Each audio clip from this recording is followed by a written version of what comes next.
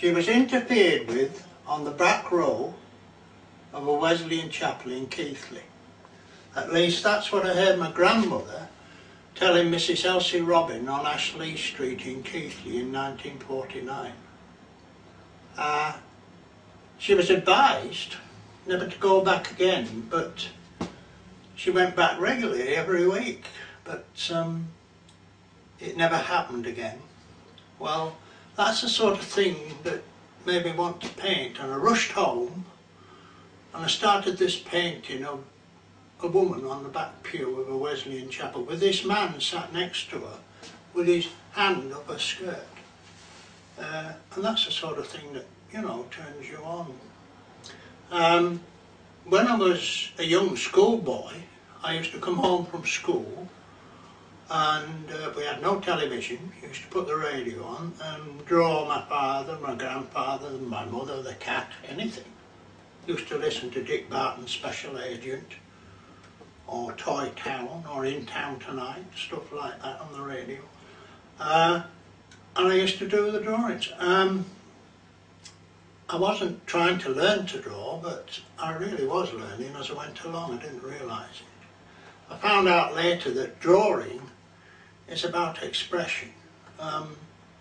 If a hand has to have 6 fingers, then it has to have 6 fingers. If a woman has to have 1 eye, then she has to have 1 eye. That's how it goes, really. When I was 12, my mother died, and this had a terrific effect on me. I was very upset. And ever since then, trees wanted to be different. I don't know why they wanted to be different, but they did. And clouds wanted to be different as well. This painting here is a good example of the trees. These trees here, these crows in the snow. I did this painting over at Collingham near Wetherby in Yorkshire, and it's about trying to come to terms with nature, obviously, but I mean, there's me, little me, and that's a good example of the trees, how they wanted to be, and they've been like that ever since for the last 60 years. I don't paint pictures for people to hang them on the walls. I don't have exhibitions. I don't see why I should have an exhibition and hang myself on a wall and say, hey, look at me. I don't see why I should do that. All sorts turns me on. I mean, here's a picture that I did of Andrew Irvine and George Mallory on the 1924 Everest exhibition. They were lost up there in the wilds of Everest and never seen again until recently. But they used to have proper English breakfasts up there on the you know, high up in Tibet. Insisted on still having English breakfast, tablecloth, bacon and eggs, teapot, tea, you know, toast, marmalade. So I thought I'd do a painting of that, and this is it. Those clouds, these clouds are a good representation of what clouds were like since my mother died. They've been like that for 60 years, as I say. So that's that painting. This painting has now been acquired by the acquisitions executive of the City of Leeds, the City Art Gallery and the Municipal Collection. In actual fact, we're filming it here today in the City Art Gallery, which is rather nice. They invited us to come and film it here. That's how it goes. As I say, I don't like nature much. Nature is, you know, we won't come to terms with our nature. We won't admit that we're subject to the dictates of nature. We won't admit how subordinate we are to nature. I mean, in society, society's just a very thin veneer of oil on top of a deep, dark, 7 miles deep black ocean of nature, where the most hideous creatures dwell. You know, and we won't admit that. We don't like it, we put it on the back burner. That's what religion's about, a defence against the horrors of nature.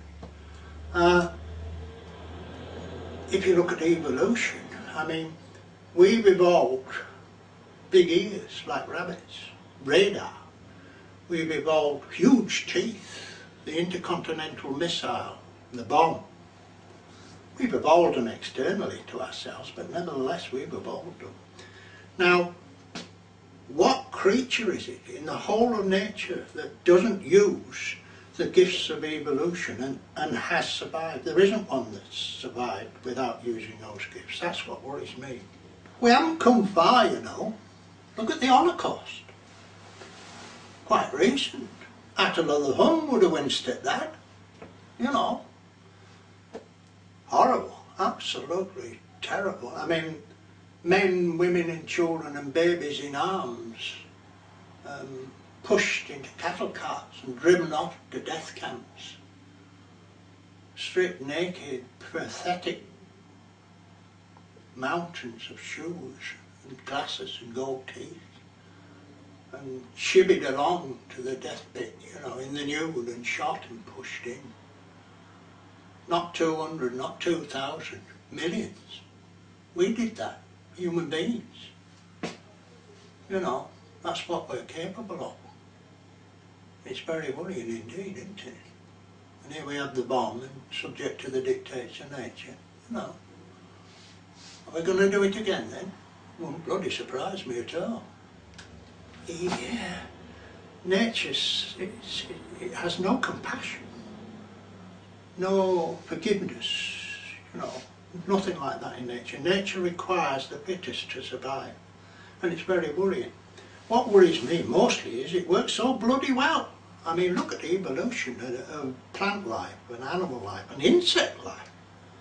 Bloody marvellous, I mean, absolutely incredible when you look at it. And it works so well, as I say. Nature doesn't want us to get on with our next neighbouring tribe. Wants conflict. Wants us to defend our nut trees and our pastures and our cows and our women. Doesn't want us to get on. If there's not conflict, how can nature tell if you're fit to survive it? You know, can't tell, can it? That's what's worrying. We've got the bomb. It's a bit worrying, Mr. Professor Dawkins, isn't it? What we're going to do about that? I agree with you about logic and reason, but it's going to be bloody difficult. And I mean, very difficult indeed. God died for me when my mother died. I used to pray every night she'd get better, but she never got better. And I wonder what we're going to do about it, you know. But I do like these paintings, because this painting is near, and the painting in Leeds is near, and you can see them, go and see them. Some paintings, you never see them again. You sell them over the years and you never see them again. Occasionally they may turn up in a magazine or a book or in the papers or in a brochure for an auction. You think, bloody hell, you know, that looks familiar, and then it hits you, you realise it's one of your paintings. So I do like these two because they're quite near. Going back to nature, I don't know if we can do anything about it. I mean,